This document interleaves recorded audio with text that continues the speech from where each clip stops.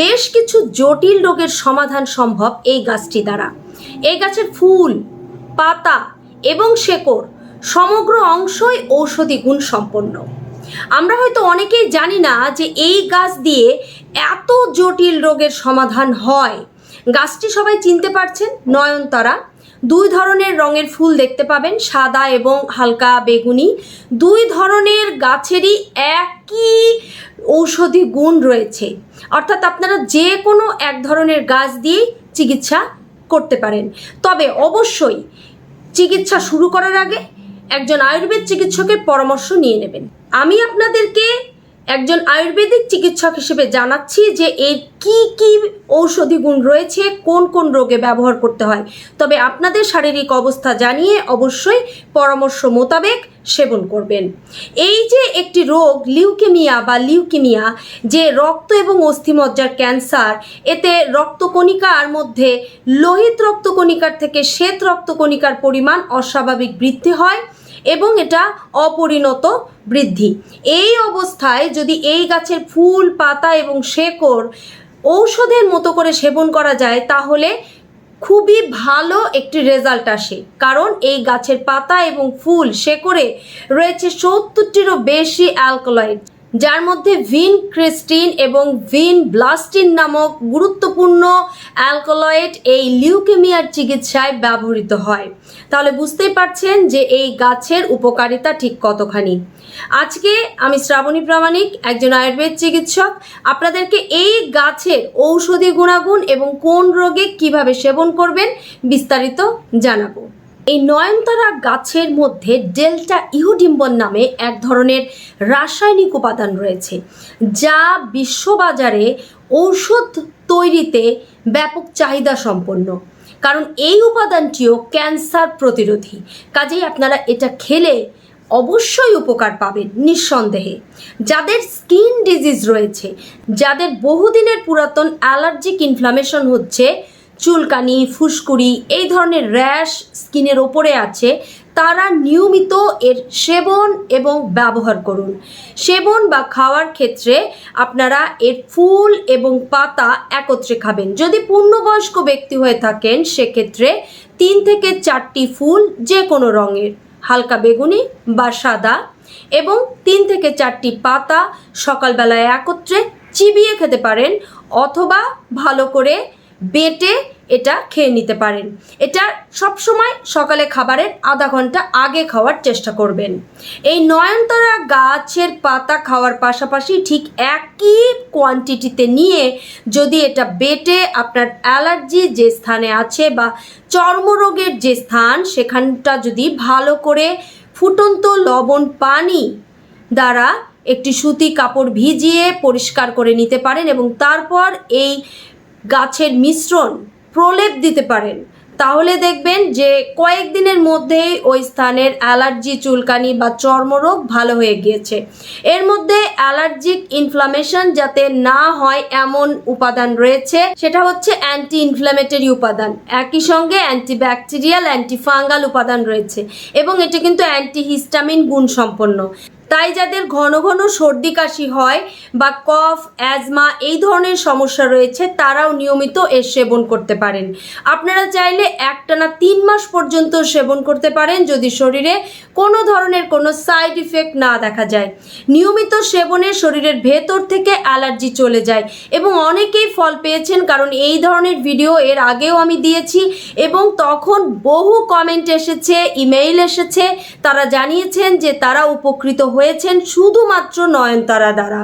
যারা উচ্চ রক্তচাপের সমস্যায় ভুগছেন তারা এই গাছের শুধু কাণ্ড, অর্থাৎ সমগ্র যে কাণ্ড রয়েছে এটার সঙ্গে শেকড় নিয়ে নেবেন। আপনি যদি 5 গ্রাম কাণ্ড এবং 5 গ্রাম শেকড় নেন, সেটা ভালো করে পরিষ্কার করে হাফ লিটার পানি দ্বারা খুব ভালো করে সিদ্ধ করে নেবেন। অবশ্যই সিদ্ধ করার আগে কাণ্ড ছোট ছোট করে কেটে নিতে হবে এবং শিকড়ও ছিঁড়ে নিতে হবে। তারপরে এটাকে হালকা আঁচে সেদ্ধ করতে হবে। সেদ্ধ করে যখন এটা অর্ধেক হয়ে আসবে তখন সেটা ঠান্ডা করে সকালে খালি পেটে নিয়মিত খেলে ব্লাড প্রেশার একদম নিয়ন্ত্রণে থাকে। উচ্চ রক্তচাপের সমস্যায় যারা ভুগছেন, যাদের হাইপার টেনশনের কারণে ওষুধ খেতে হয়, তারা শুধুমাত্র ন্যাচারালি এই গাছ সেবন করেই সুস্থ থাকতে পারবেন আশা করছি। অনেকেই আছেন যে যাদের ডায়াবেটিসের সমস্যা রয়েছে, যাদের শরীরে ইনসুলিনের প্রোডাকশন কম হচ্ছে, তারা এই নয়নতারা গাছের পাতা শুধুমাত্র সেবন করতে পারেন এবং আপনার নিজেরাই নিজেদের ইনসুলিনের প্রোডাকশন বাড়িয়ে নিতে পারেন। ইনসুলিনের ক্ষরণ বৃদ্ধি পায় নয়নতারা গাছের পাতা সেবন করলে। অন্যদিকে এটা কিন্তু শরীরের বাড়তি শর্করাকে অ্যাবজর্ব করে নেয়, কাজে এটা ডায়াবেটিস নিয়ন্ত্রণের জন্য ভীষণ কার্যকরী। যাদের রক্ত আমাশয় রয়েছে বা যাদের পেটের সমস্যা খুব বেশি, ঠিকমতো বাউল হয় না, তারা নয়নতারা সেবনে দেখবেন যে আপনাদের বাউল ক্লিয়ার হচ্ছে।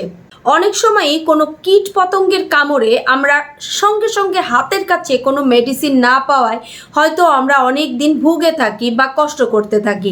সেই ক্ষেত্রে আপনার বাড়িতে যদি নয়নতারা গাছ থাকে, তাহলে নয়নতারার পাতা বেটে সঙ্গে সঙ্গে ওই কীট পতঙ্গের যে কামড়ের স্থান সেখানে আপনি প্রলেপ দিয়ে রাখুন।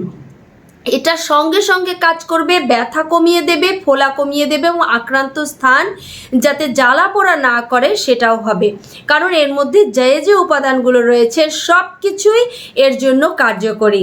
অন্যদিকে আপনাদের যদি মনে হয় যে ছোট শিশু বা বড় কেউ কৃমির সমস্যায় ভুগছেন, অনেকেই কিন্তু আছেন ছোট শিশুদের সিনথেটিক মেডিসিন হিসেবে যে কৃমির ওষুধ পাওয়া যায় সেগুলো দিতে চান না, সেক্ষেত্রে আপনারা নয়নতারার পাতা বেটে এর রস নিয়ে নেবেন এবং হাফ চামচ থেকে 1 চামচ রস বয়স ভেদে সকালে খালি পেটে টানা 7 দিন খাওয়ালে কৃমি চলে যাবে। যারা বয়স্ক আছেন, যারা কৃমির জন্য নয়নতারা খেতে চাচ্ছেন, তারা 3 থেকে 4 চামচ সকালবেলায় খাবেন তাজা রস, তাহলেই দেখবেন যে কৃমি চলে গেছে। নয়নতারা এতটাই কার্যকরী যে যারা এর সেবন কখনো করেননি তাদের হয়তো ধারণার বাইরে, কিন্তু যারা সেবন করবেন অবশ্যই আপনারা বুঝতে পারবেন। এর মধ্যে প্রচুর পরিমাণে অ্যান্টিঅক্সিডেন্ট রয়েছে ভিটামিন সি এর মতো গুরুত্বপূর্ণ উপাদান। এটা ত্বকের জন্য খুবই ভালো। যাদের ত্বক টান করতে চান, ত্বকের শুষ্কতা রুক্ষতা দূর করতে চান, তারা নয়নতারা নিয়মিত খেলে দেখবেন ত্বকে একটা বাড়তি জেল্লা তৈরি হবে। অনেকে আছেন যারা গেটে বাত বা গাউট বা সন্ধি বাতে ভুগছেন, যাদের বাতের ব্যথার জন্য নিয়মিত ওষুধ খেতে হয়, তারা নিয়ম করে নয়নতারার পাতা সেবন করবেন এবং যদি শরীরের কোনো ব্যথা স্থানে ফুলে লাল হয়ে যায়, তাহলে এই নয়নতারার পাতা বেটে টানা 15 দিন সেই আক্রান্ত স্থানে ব্যবহার করবেন। দেখবেন যেমন ফোলা কমে গেছে, বাতের ব্যথা চলে গেছে এবং আপনি শরীরের ভেতর থেকে শক্তি পাচ্ছেন। যারা ব্যথায় ভালো মতো ওঠা বসা করতে পারেন না, তারা নয়নতারার পাতা সেবনে খুব ভালো উপকার পাবেন। এর মধ্যে যে অ্যান্টি ইনফ্ল্যামেটরি উপাদান রয়েছে, এটা প্রদাহ কমাতে ভীষণ কার্যকরী।